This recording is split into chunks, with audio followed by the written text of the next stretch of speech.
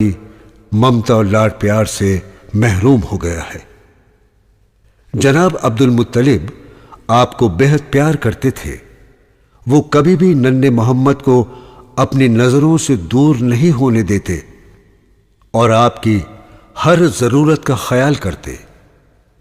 وقت گزرنے کے ساتھ ساتھ والدہ کی جدائی کا غم کم ہوتا گیا۔ آپ انتہائی شریف النفس اور سیدھے سادے تھے۔ بوڑھے دادا کو کبھی بھی پریشان نہیں کیا۔ 2 سال بعد ہی دادا عبد المطلب بھی اللہ کو پیارے ہو گئے، لیکن انتقال سے پہلے محمد کو اپنے بیٹے جناب ابو طالب کے سپرد کر گئے۔ ابو طالب اور ان کی بیگم فاطمہ نے اپنے بچوں کی طرح بھتیجے محمد کی پرورش کی۔ ابو طالب انہیں کبھی اپنی آنکھوں سے دور نہیں ہونے دیتے تھے۔ محمد بھی اپنے چچا سے بے انتہا محبت کرتے تھے۔ آپ کی عمر 11-12 سال تھی کہ ابو طالب کو ملک شام تجارت کے لیے جانا پڑا۔ جب ابو طالب سفر کے لیے روانہ ہوئے تو محمد صلی اللہ تعالی علیہ وسلم نے ان کا کرتا پکڑ لیا اور ساتھ چلنے کی درخواست کی۔ اپنے معصوم بھتیجے کی آنکھوں میں اس قدر پیار دیکھ کر ان کا دل بھر آیا۔ وہ مسکرائے اور محمد کو اپنے ساتھ اونٹ پر بٹھا لیا۔ دن رات ریگستان پار کرتا ہوا یہ قافلہ ملک شام کے باہر ایک بستی میں جا کر ٹھہرا۔ وہاں تھوڑے سے مکان اور ایک خانقاہ تھی جہاں عیسائی راہب یعنی سنیاسی رہتے تھے۔ وہ دن رات اللہ کی عبادت میں مشغول رہتے۔ ابو طالب اور ان کے ساتھی آرام کرنے کے لیے یہاں رکے تھے۔ اونٹوں پر سے سامان اتارا اور اپنے کھانے پینے کا انتظام کرنے لگے۔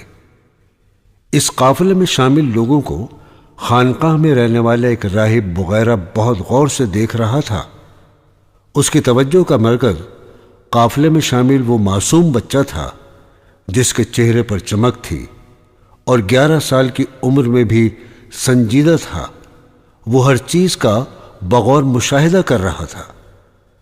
بغیرہ نے محمد صلی اللہ تعالی علیہ وسلم کے چچا جناب ابو طالب کے پاس جا کر ان سے پوچھا، یہ بچہ کون ہے؟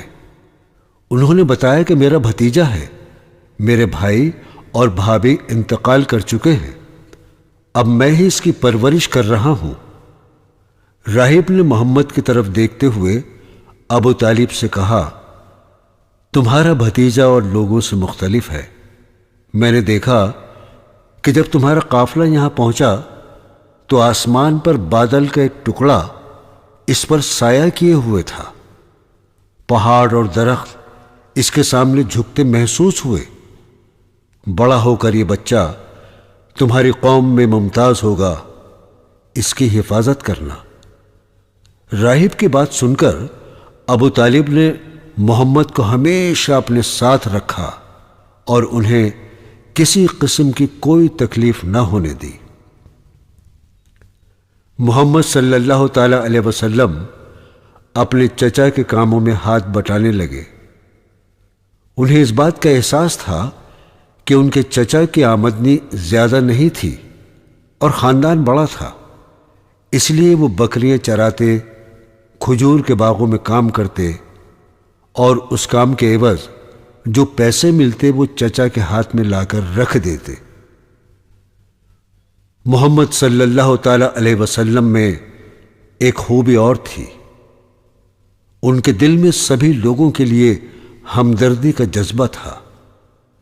اگر کسی بوڑھے یا کمزور کو بھاری سامان اٹھاتے دیکھتے تو فوراً اس کی مدد کرنے پہنچ جاتے۔ پڑوس میں کسی کو کوئی سودا وغیرہ منگانا ہوتا تو فوراً لا کر دیتے۔ لین دین میں پوری ایمانداری برتتے۔ آپ نہ تو کبھی کسی سے ناراض ہوتے، نہ ہی کسی کو ڈانٹتے ڈپٹتے۔ اگر کوئی شہر سے باہر جاتے وقت اپنا کوئی سامان آپ کے پاس رکھوا دیتا تو پوری دیانتداری سے اس کا سامان اس کو واپس لوٹا دیتے۔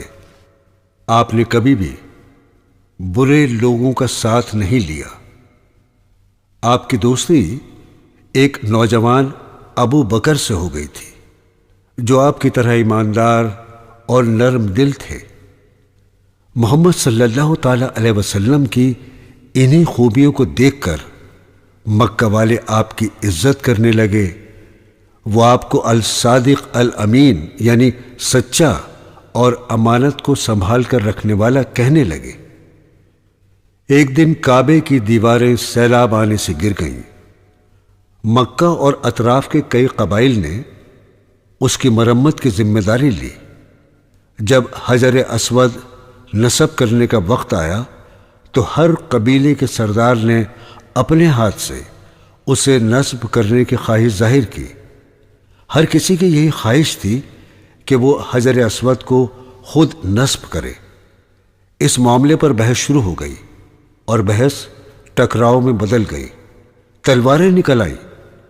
تبھی کسی سمجھدار شخص نے رائے دی کہ اس طرح لڑنے سے کوئی فائدہ نہیں، بیکار میں خون خرابہ ہوگا۔ ہم کیوں نہ ایسا کریں کہ کل صبح جو شخص سب سے پہلے خانہ کعبہ کے پاس سے گزرے اس سے مشورہ کر لیا جائے کہ حجر اسود کون نصب کرے گا۔ یہ تجویز سبھی کو پسند آئی اور الگ صبح اکٹھے ہو کر انتظار کرنے لگے۔ دور سے کوئی شخص ادھر آتا نظر آیا۔ سبھی کی نظریں اس پر گڑ گئیں۔ جب وہ شخص قریب آیا تو لوگ خوشی سے چیخ اٹھے، ارے یہ تو اپنے الصادق الامین ہیں۔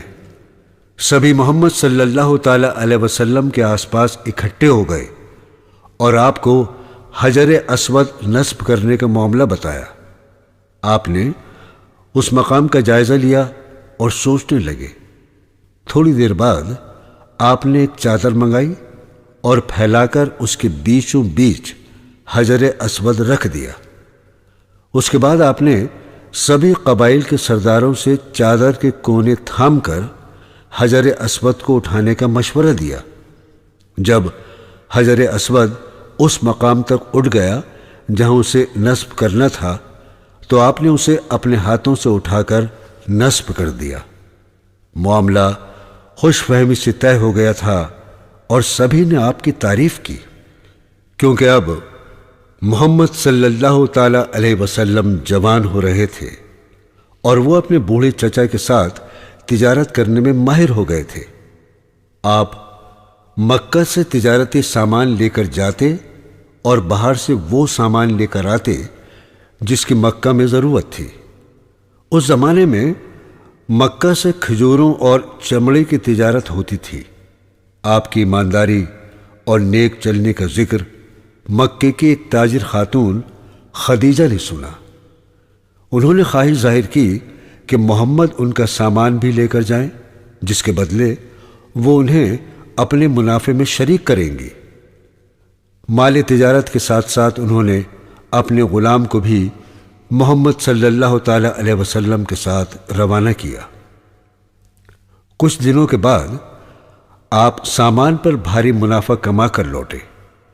خدیجہ کے غلام نے محمد صلی اللہ تعالی علیہ وسلم کی ایمانداری اور تجارتی مہارت کا ذکر کیا اور خدیجہ اس بات سے بہت متاثر ہوئی۔ کچھ دن بعد انہوں نے اپنی لونڈی کے ذریعے محمد کو نکاح کا پیغام بھیجا۔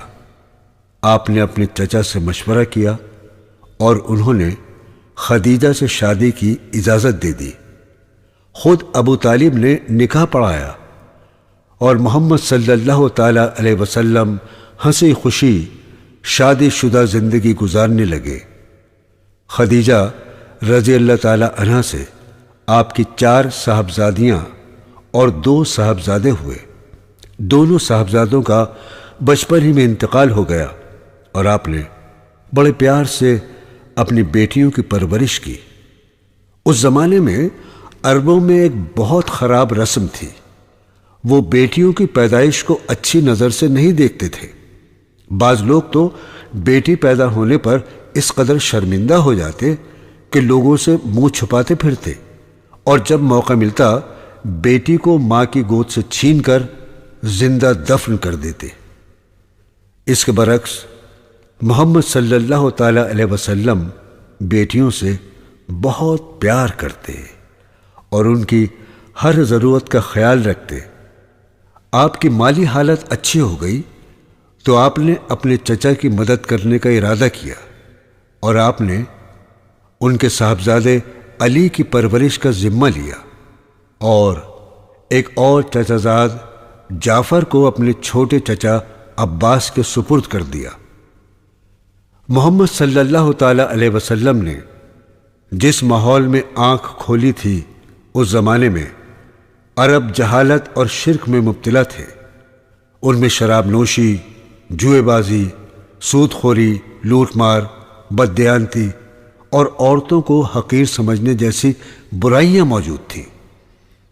حالانکہ اہل مکہ پیغمبر حضرت اسماعیل کی اولاد میں سے تھے، اس کے باوجود وہ ایک اللہ کی عبادت چھوڑ کر بت پرستی اور شیطانوں کی پوجا میں مبتلا تھے۔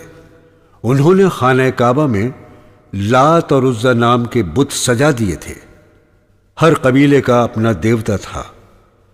وہ کعبہ میں آ کر عبادت کے نام پر عجیب و غریب حرکتیں کرتے۔ وہ دیوتاؤں کے نام پر جانوروں کی قربانی کرتے، چڑھاوے چڑھاتے اور سجدے کرتے۔ عرب قبائل میں ایک بار کسی بات پر جھگڑا ہو جاتا تو لڑائی سالوں سال چلتی رہتی۔ بعض دفعہ تو کنویں پر پہلے اونٹ کو پانی پلانے پر لڑائی ہو جاتی اور اس قدر خون خرابہ ہوتا کہ منٹوں میں درجنوں افراد قتل کر دیے جاتے، عورتیں بیوہ ہو جاتی اور بچے یتیم ہو جاتے۔ یہ سارے حالات دیکھ کر محمد صلی اللہ تعالی علیہ وسلم کا دل دکھتا۔ وہ سوچتے کہ عربوں سے ان غلط رسوم اور جہالت کو کیسے دور کیا جائے۔ وہ ہمیشہ ایسے سماج کا تصور کرتے جس میں سبھی ایک دوسرے سے محبت کرنے والے، ایک دوسرے کا خیال رکھنے والے، نیک اور رحم دل ہوں۔ جب بھی انہیں انسانوں میں عدم مساوات، لڑائی جھگڑے اور بے انصافی کا خیال آتا تو ان کا دل بے چین ہو جاتا اور وہ ان برائیوں کو ختم کرنے کی ترکیبیں سوچتے۔ خدیجہ رضی اللہ تعالی عنہا سے شادی کے بعد آپ کی مالی حالت اچھی ہو گئی تو آپ کو عربوں کے حالات پر غور و خوض کا زیادہ وقت مل گیا۔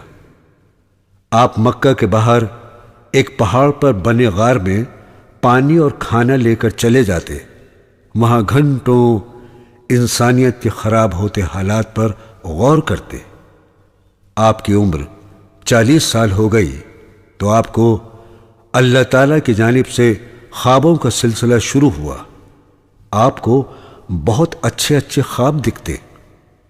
ایک روز آپ اسی غار حرا میں غور و خوض فرما رہے تھے کہ آپ کے سامنے نبیوں پر وحی یعنی اللہ کا پیغام لانے والا فرشتہ جبرائیل آیا۔ آپ نے اس سے پہلے کبھی فرشتہ نہیں دیکھا تھا۔ فطرت انسانی کے مطابق آپ فرشتے کو دیکھ کر گھبرا گئے۔ فرشتے نے آپ کے پاس آ کر کہا، اقرا یعنی پڑھو۔ آپ نے جواب دیا، میں پڑھنا لکھنا نہیں جانتا۔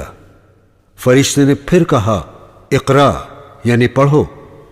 اس بار بھی آپ نے یہی کہا، میں پڑھنا لکھنا نہیں جانتا۔ کئی مرتبہ جبرائیل علیہ السلام نے یہی کہا اور آپ نے یہی جواب دیا، میں پڑھنا لکھنا نہیں جانتا۔ جبرائیل علیہ السلام قریب آئے اور آپ نے آپ کا سینہ اپنے سینے سے لگا کر بھینچا۔